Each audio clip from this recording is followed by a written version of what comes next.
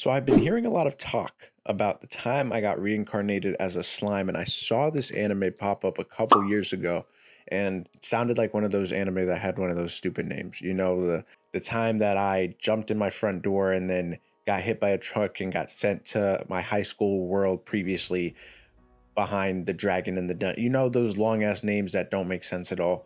And I didn't think anything of it, and I didn't really hear a lot of hype about it. Like I heard people talking about it, but I never really heard people talking about it until this last season just dropped. And I'm on episode 8 or 9, maybe even 10 right now.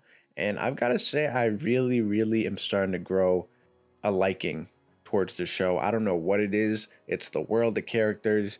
There's something about it. If you haven't seen it, it's a show that follows this guy, and first episode he gets stabbed, reincarnated, isekai. You know what I'm saying? ReZero, I watched that. Jobless Reincarnation, I watched that. I haven't watched that many isekai. If Tokyo Revengers counts as one, then I've seen that one too. No, I'm in the middle of watching that one too, but I don't think that counts. But no, so it's an isekai reincarnated show, and then dude gets stabbed, wakes up as a slime in this cave. A slime, if you played Minecraft, it's like a blob. You know what I'm saying? And typically in these like video game worlds, mythical worlds, they're the lowest of low, not even strong creatures. So dude wakes up in a cave with this ancient dragon, and there's like four other creatures like him in the world or something.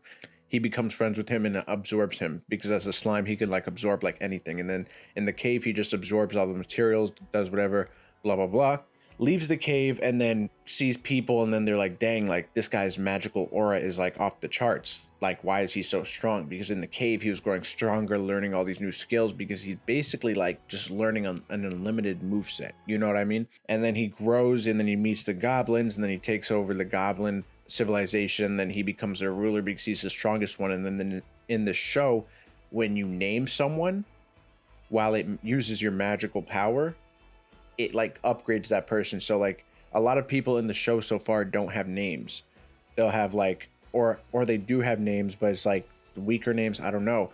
But when you're given a name by someone more powerful, like your master, then you like get a whole upgrade. Like there were like a pack of wolves that attacked the goblins at the beginning, and then Rimuru, that's his name. When he pulled up, he had them like interact, and then now they're all friends, working together and living together. But he gave all of them names, and then they all became stronger, especially his right hand wolf. And dude grew like a whole unicorn horn, and he grew like 3 times in size. Like, it's nuts. And basically he was just in the goblin civilization. This girl pulled up with this group of humans, I think, and she was from Japan, so she got reincarnated in this world as well. But it was by different means. So she wasn't reincarnated like he was, but she was where he was from, and her name was like Shizu or something. And then she was like under the control of like the demon lord, I think. And she had like the fire spirit within her. And then Rimuru beat the fire spirit, absorbed him, learned his moveset, and then the girl died off. So then what he did, he took her body, and then he sort of looks like her now in his human form, but just with blue hair and then slightly different physique and just... But yeah, so that's really where the show is right now. They also just met ogres. I think it was a group of ogres, I want to say. It was ogres or something.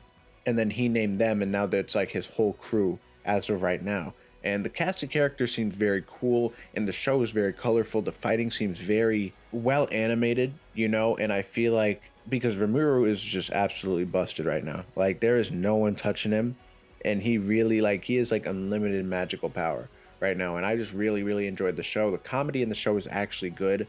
As I said, the cast of characters, every single character right now, like, I enjoy.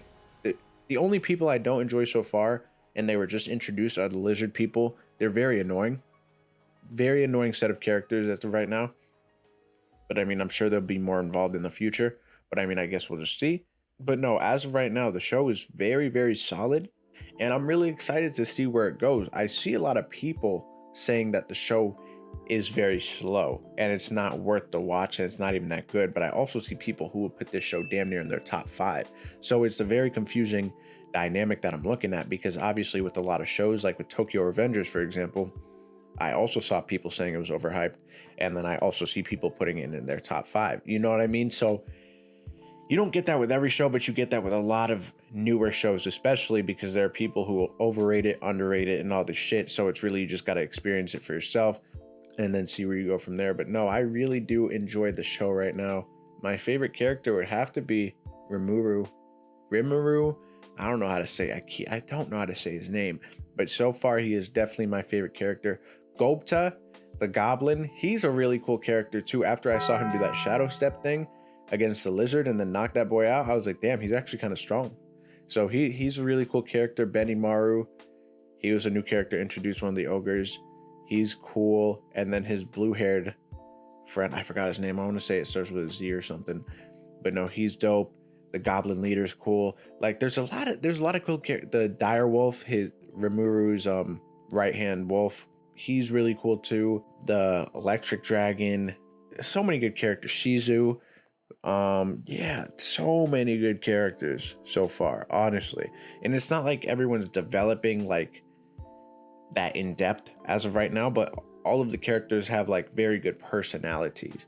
You know, no characters are like overdoing anything. It seems very, very like human like, a lot of these interactions within the goblin civilization and all that. And it's very nice to see. It's not like over exaggerated. There's a lot of comedy, which I like. You're going to get that in an isekai. You know, you're going to get a lot of comedic moments, but it balances out with like the serious tone that it's especially starting to take right now, because there is the horde of I forgot the boarhead people, whatever.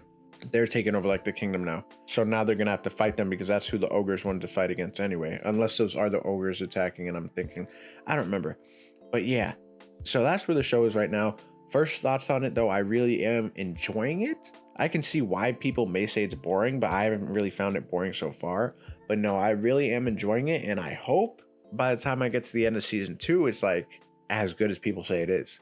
But yeah, no, those are my first thoughts on the time I got reincarnated as a slime. And yeah, I guess I'll see where it takes me.